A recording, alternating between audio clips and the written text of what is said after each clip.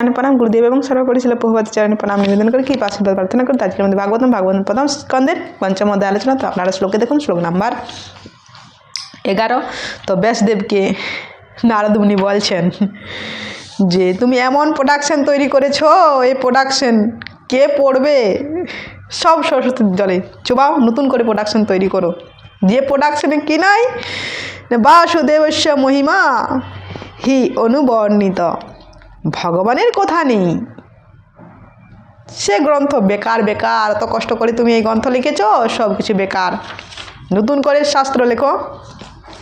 তো আমরা আজ শ্লোকে আসি। শ্লোক নাম্বার হচ্ছে 11। আপনারা দেখুন, তৎবাগ বিসর্গ জনতাঘ বিপ্লব যস্মিন পতি শ্লোক অবদ্ধবপি নমানি অনন্তস্য যশো গীতানি যৎ শৃণন্তি গ্রায়ন্তি গৃণন্তি সাধব। পক্ষান্তরে যে সাহিত্য অন্তহীন পরমেশ্বর ভগবানের নাম, রূপ, যশ, লীলা ইত্যাদি বর্ণনায় পূর্ণ, তা দিব্য সর্বতরঙ্গে পরিপূর্ণ এক অপূর্ব সৃষ্টি। ভগবানের রূপের মহিমা। যখন ভগবান কৃষ্ণলীলায় তিনি যখন গোষ চারণে যেতেন, গোবর্ষ নিয়ে যেতেন, তখন পশু পাখিরাও ভগবানের দিকে তাকিয়ে থাকতো। ভগবান যখন যেত বা ভগবান ফিরতো, তখনও এসে তাকিয়ে থাকতো। আবার যখন ভগবান ঘরে চলে যেত, তখন তারা ইয়েতে থাকতো, যখন ভগবান আবার পরের দিন সকালে বেরোবো তখন দর্শন করব।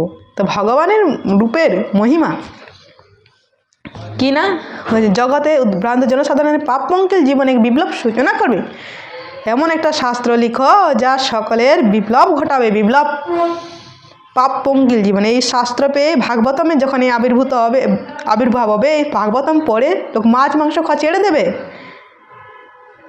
আবির্ভাব ঘটবে, বিপ্লবের আবির্ভাব ঘটবে। এ অপ্রাকৃত সাহিত্য যদি নির্ভুলভাবে রচিত নাও হয়, তবুও তা নির্মল চিত্ত সাধুরা শ্রবণ করেন, কীর্তন করেন এবং গ্রহণ করেন। তো জীবনে বিপ্লব ঘটাবে, লোক ভক্ত হয়ে যাবে, মাছ মাংস খাবে না, এমন একটা শাস্ত্র লিখো যেখানে কি পাবে না, ভগবানের যশ, মহিমা, কীর্তন, নাম কীর্তন দিয়ে ভরিয়ে দাও। এখানে বলছেন আবদ্ধ প্রতি শ্লোকম আবদ্ধ অপি, অর্থাৎ ছন্দবদ্ধভাবে যদি নাও লিখতে পারো, আছে না শাস্ত্র লিখতে ছন্দ, তাল, সুর নাও পারো, ছেদ, পূর্ণচ্ছেদ, কমা কোথায় কি নাও পারো, ঠিক আছে, কোনো ব্যাপার নেই, তাও সাধুরা পড়বে, তারপর শ্রবণ করবে, কীর্তন করবে, সাধুরা করবে। তো লিখো, ভগবানের যশ দিয়ে ভরিয়ে দাও। ভগবানের যশ, ভগবান যখন হস্তিনাপুরে পরীক্ষিত মহারাজের যখন সেই রাজ হলো, তখন সকলকে দায়িত্ব দেওয়া হয়েছে। তখন ভগবান বললেন আমি কোন সেবাটা করবো? তখন আর তো কোনো সেবা বাকি নেই। তখন ভগবান বললো আমি একটা সেবা বের করে নেবো, খুঁজে নেবো। বলছে হ্যাঁ। তখন বললো যারা যারা আসবে তাদের আমি পা ধোবো, পা ধুতো করে, আর নিজের উত্তরে দিয়ে তিনি সকলের পা মুছিয়েছেন।